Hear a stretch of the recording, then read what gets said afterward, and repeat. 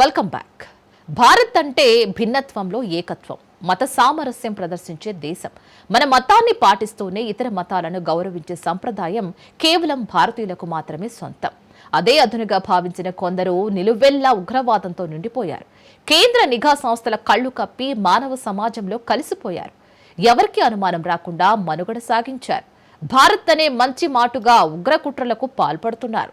దీంతో ఏటీఎస్ రంగంలోకి దిగింది. పుటల్లో దాక్కున్న ఉగ్రవాదులను ఒక్కొక్కటిగా బయటకు లాగేసి పడేస్తోంది. తాజాగా ఆంధ్రప్రదేశ్లో టెర్రర్ లింక్స్ బయటపడ్డాయి.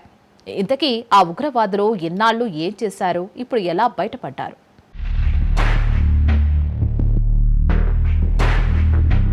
శ్రీ సత్యసాయి జిల్లా ధర్మవరంలో ఉగ్రవాదుల కదలికలు. నూర్ అనే వ్యక్తిని అదుపులోకి తీసుకున్న ఎన్ఐఏ. అన్ని కోణాల్లోనూ విచారిస్తున్న ధర్మవరం పోలీసులు. ఏపీలో ఉగ్రవాదుల కదలికలు రోజురోజుకు ఎక్కువవుతున్నాయి. కౌంటర్ ఇంటెలిజెన్స్ ఎన్ఐఏ పోలీసుల అప్రమత్తత వల్ల ఉగ్రవాదుల జాడ ముందే గుర్తించడం పెను ముప్పు తప్పినట్లు అవుతోంది. 4 నెలల క్రితం విజయనగరం పట్టణానికి చెందిన ఓ యువకుడికి ఉగ్ర లింకులు ఉన్నట్లు బయటపెట్టిన పోలీసులు తాజాగా సత్యసాయి జిల్లా ధర్మవరంలో మరో యువకుడికి ఉగ్ర లింకులు ఉన్నట్లు గుర్తించారు. ధర్మవరం పట్టణంలో ఓ చిన్న హోటల్లో వంట మనిషిగా పనిచేస్తున్న యువకుడు కదలికలు గత కొన్ని నెలలుగా అనుమానాస్పదంగా ఉండడం, సోషల్ మీడియా ద్వారా ఉగ్ర లింకులు ఏర్పరచుకున్నట్లు నిర్ధారణ కావడంతో ఆకస్మికంగా దాడి చేసి అదుపులోకి తీసుకున్నారు. ఈ సంఘటనతో గతంలో హైదరాబాద్ లో తలదాచుకున్న ఉగ్రవాదులు ఇప్పుడు తమ మకాం రాయలసీమకు మార్చారా అన్న అనుమానాలు వ్యక్తమవుతున్నాయి. సత్యసాయి జిల్లాలో ఏదో ఒక రకంగా ఉగ్ర మూలాలు వెలుగులోకి వస్తూనే ఉన్నాయి. సద్దు మణిగిపోయింది అనుకున్న తరుణంలో మరోసారి ఉగ్ర లింకులు బయటపడుతూ ఉండడం ఆందోళన కలిగిస్తోంది. ధర్మవరం కోట కాలనీలో ఉగ్ర కదలికలు కలకలం రేపాయి. ఉగ్రవాదులతో సంబంధం ఉందన్న అనుమానంతో నూర్ అనే వ్యక్తిని సెంట్రల్ ఇంటెలిజెన్స్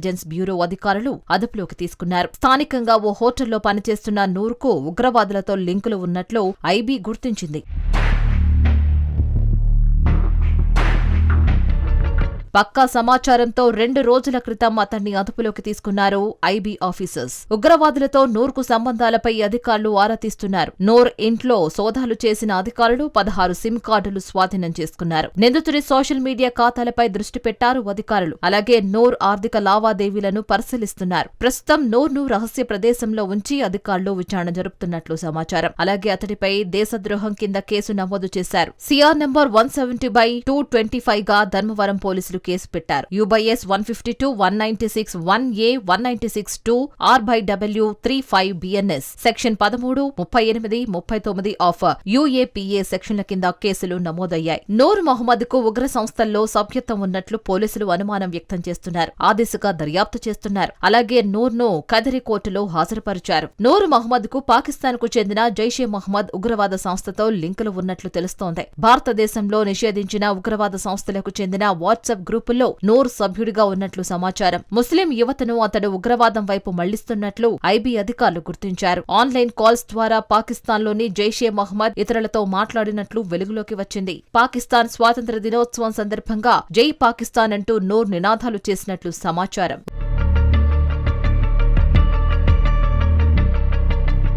ఉగ్రవాది నూర్ మహమ్మద్ కేసును విచారిస్తున్న సమయంలో మరో కేసు కూడా వెలుగులోకి వచ్చింది. ధర్మవరానికి చెందిన రియాజ్ అనే యువకుడు పాకిస్తాన్ జెండాతో పాటు పాకిస్తాన్ కు చెందిన ఇన్ఫ్లుయెన్సర్ సయ్యద్ బిలాల్ వీడియోను వాట్సాప్ స్టేటస్ పెట్టుకున్నాడు. ధర్మవరం పోలీసులు అతని అదుపులోకి తీసుకుని విచారిస్తున్నారు. కాగా జైషే మహమ్మద్ 2000లో మౌలానా మసూద్ అజర్ స్థాపించిన పాకిస్తాన్ కేంద్రిత ఉగ్రవాద సంస్థ భారత్పై ఉగ్రదాడులు చేయడం లక్ష్యంగా పనిచేస్తోంది. 2001 పార్లమెంటు దాడి, 2016 పఠాన్కోట్ దాడి, 2019 పుల్వామా దాడి వంటి భారీ ఉగ్రదాడులకు పాల్పడింది. ఐక్యరాజ్య సమితి భద్రతా మండలి మసూద్ అజహర్ ను అంతర్జాతీయ ఉగ్రవాదిగా గుర్తించింది. భారత్ లో అతనిపై వారెంట్లు ఉన్నాయి. ఏపీలో ఉగ్రవాదుల జాడలు వరుసగా వెలుగు చూస్తూ ఉండడం ఆందోళన రేకెత్తిస్తోంది. మొదట విజయనగరం, ఆ తర్వాత అన్నమయ్య జిల్లా రాయచోటులో ఉగ్రవాదుల లింకులు వెలుగు చూశాయి. సోషల్ మీడియా ద్వారా విదేశాల్లో ఉన్న ఉగ్రవాదులతో సిరాజ్, సమీర్ సంభాషించడాన్ని గుర్తించిన తెలంగాణ కౌంటర్ ఇంటెలిజెన్స్ పోలీసులు పక్కా వ్యూహంతో ఆ ఇద్దరిని అరెస్టు చేశారు. చెప్పారు. అప్పటికే బాంబు పేలుళ్లపై ఆ ఇద్దరు కొన్ని ట్రయల్స్ నిర్వహించినట్లు దర్యాప్తులో తేలింది. కొన్ని రోజుల్లో తమ ప్లాన్ అమలు చేయాలని ఆ ఇద్దరు ప్రయత్నిస్తున్న దశలో పోలీసులు కుట్రను ఛేదించారు. దీంతో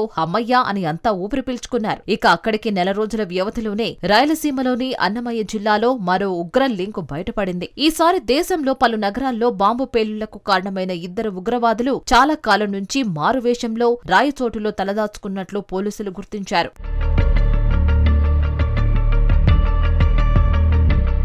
1999లో నాగర్ పార్సిల్ బాంబు పేలుళ్లో, 2011లో మదురైలో ఎల్కే అద్వానీ రథయాత్ర సమయంలో పైప్ బాంబు కుట్ర, 2013లో బెంగళూరులో జరిగిన బాంబు పేలుళ్లకు వీరికి సంబంధం ఉందని పోలీసులు చెబుతున్నారు. స్థానిక మహిళలను వివాహం చేసుకుని తమ ఉగ్ర కార్యకలాపాలను ఎవరికీ అనుమానం రాకుండా కొనసాగించారు. దర్యాప్తులో వారిద్దరూ నిషేధిత సంస్థకు చెందిన ఉగ్రవాదులు అబూబకర్ సిద్దికీ, మహ్మద్ అలీగా తేలింది. వారి నివాసాల నుంచి పోలీసులు సూట్ కేస్ బాంబులు, బకెట్ బాంబులతో పాటు పేలుడు పదార్థాలు, డిటోనేటర్లు, వాకీటాకీలు వంటివి స్వాధీనం చేసుకున్నారు. వీటిని ఆక్టోపస్ బృందం రాయచోటి డీఎస్పీ కార్యాలయం సమీపంలో నిర్వీర్యం చేసింది. చీరాల వ్యాపారం పేరుతో రాయచోటి చుట్టుపక్కల ప్రాంతాల్లో తిరిగే ఈ ఇద్దరు భారీ పేలుళ్లకు ప్లాన్ చేయడంతో ఎన్ఐఏ దర్యాప్తులో తేలింది. అహీం అనే సంస్థతో ఉగ్ర కార్యకలాపాల విస్తృతికి సిరాజ్ సమీర్ స్లీపర్ సెల్స్ ఏర్పాటు చేశారని దర్యాప్తు బృందాలు గుర్తించినట్లు పేర్కొన్నారు. అంతేకాకుండా 1995, 2013 మధ్య కాలంలో తమిళనాడు,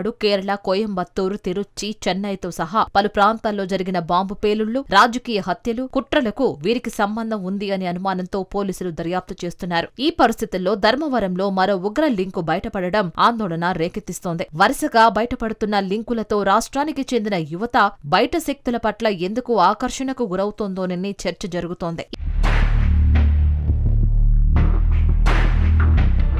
ఈ ఘటనతో ధర్మవరంతో పాటు రాయలసీమ ప్రజలు ఆందోళన వ్యక్తం చేస్తున్నారు. అంతేకాకుండా రాష్ట్రాన్ని ఉగ్రవాదులు షెల్టర్ జోన్ గా మార్చుకుంటున్నారా అనే అనుమానాలు కూడా వ్యక్తమవుతున్నాయి. గత 4 నెలల్లో ఇది 3వ అరెస్టు కావడంతో ప్రజలు భయాందోళనలు వ్యక్తం చేస్తున్నారు. పోలీసుల అప్రమత్తత వల్ల ఉగ్రవాదుల ముప్పు తప్పినా ప్రజల మధ్య రకరకాల విషయాల్లో ఉగ్రవాదులు తిరుగుతూ ఉండడమే భయాందోళనకు కారణమవుతుందని అంటున్నారు.